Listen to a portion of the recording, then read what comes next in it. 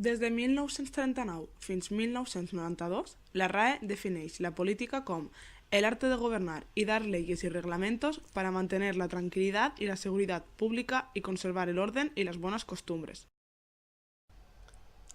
L'aturada, per més de 40 anys, que va suposar el període del règim franquista en l'exercici democràtic, amb la impossibilitat d'expressar opinió lliurement, reunir-se o presentar oposició de manera autònoma i sobirana, redueix la participació de la ciutadania en la vida pública y política a la clandestinidad y a la nocturnidad.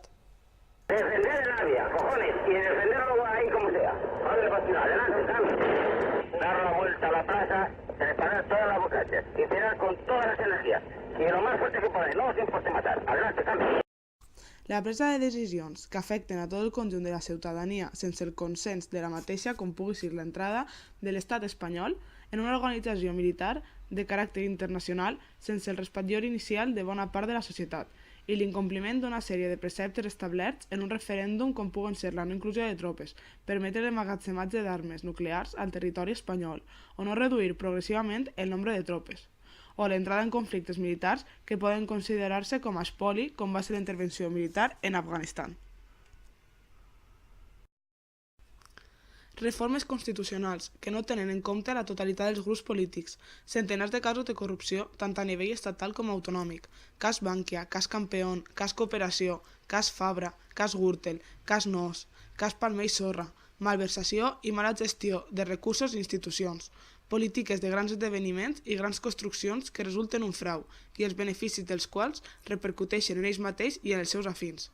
Polítiques socials i laborals que depenen del dictamen de l'economia de mercat i d'institucions externes a l'Estat, que es basen tant en la retallada de llibertats com a prestacions, que beneficien entitats privades com a bancs, convertint el seu deute privat en públic i tirant al carrer a famílies a la vista d'un govern que, pel que sembla, poc li importen els drets constitucionals.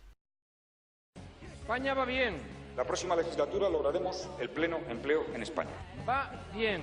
España es la economía que más ha crecido de los 8 grandes países industriales en estos 3 años. Hemos pegado un subidón en todos los parámetros que queramos ver. Somos más ricos que los italianos. Lo voy a repetir otra tercera vez, porque hay algunos que esto no lo acaban de entender. España va bien. Las cosas van bien. Exceptuando el crecimiento de China, la economía española supera a todas y cada una de las principales economías mundiales en todas las variables analizadas, como vamos a ver dentro de un momento. Aquests són solament una sèrie de factors desencadenants que ens poden fer pensar que la política és alguna cosa aliena a nosaltres i que aquesta està fora del nostre abast i control i que, per tant, és responsabilitat ha de ser delegada i representada per una casta que en bona part està ben rància i corrompuda.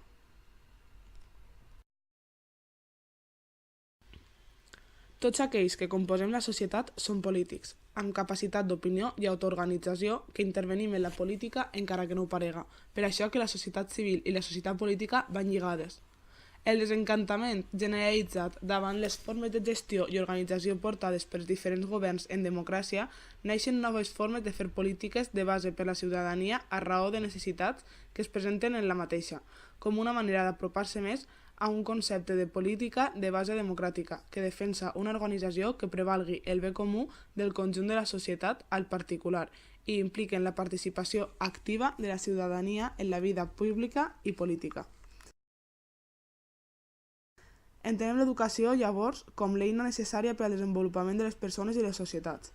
Cal destacar l'importància que té aquesta, ja que treballem amb les futures generacions i aquestes són la base, per al fet de que entre tots, junts i col·lectivament, arribem a una societat més justa i equitativa.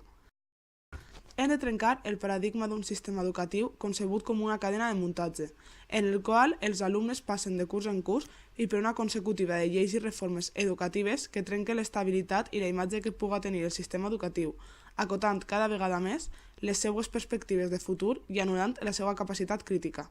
És a dir, formant ciutadans autòmates que tan sols produïsquen i consumisquen, sense qüestionar res del que els envolta.